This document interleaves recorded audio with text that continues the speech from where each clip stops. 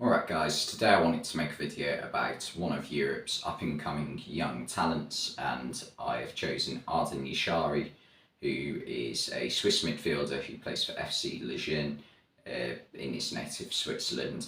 And he's a player who has only recently, in terms of football development, actually come into first team football over the past couple of years or so, but has already proven himself to be good enough to actually take the captain's armband at Lejeune, despite only being 20 years of age, which I mean is phenomenal when you think about it really, 2 years into his career.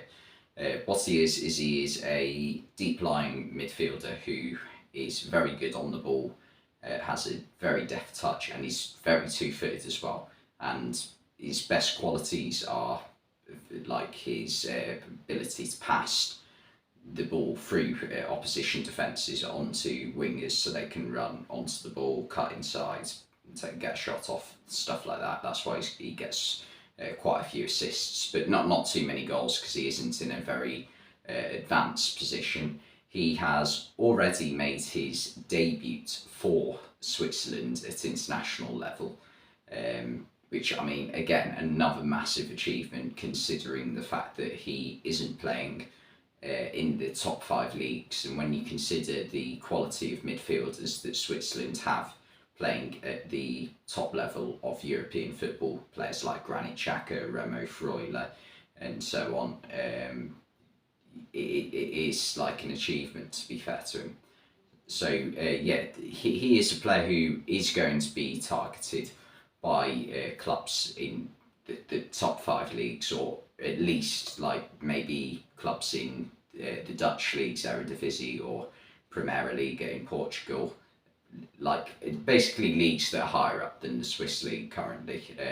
I mean, no offence to Swiss football, it just isn't at the level of the leagues we all know about. Like, how often do you see Swiss teams get very far into the knockout rounds of the Champions League? It's rare, let's be honest.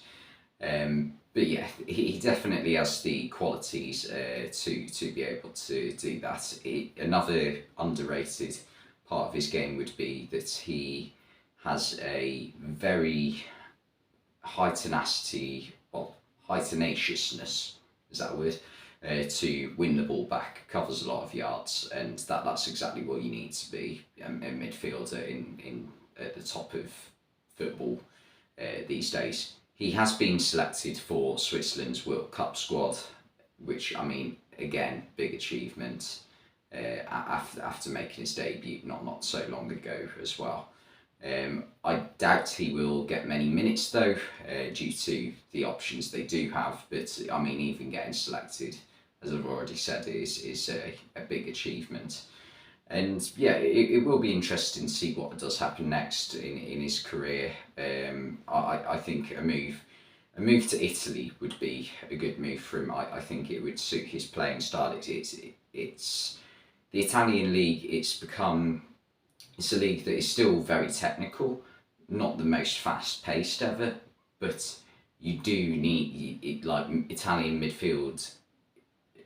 Like, midfielders in Serie A are evolving from technically brilliant players who don't cover loads of ground to more players who require more of an engine. That's been a change that I've noticed over the past 5 years or so. That's why players like Frank Kessie, Blaise Matuidi, who else?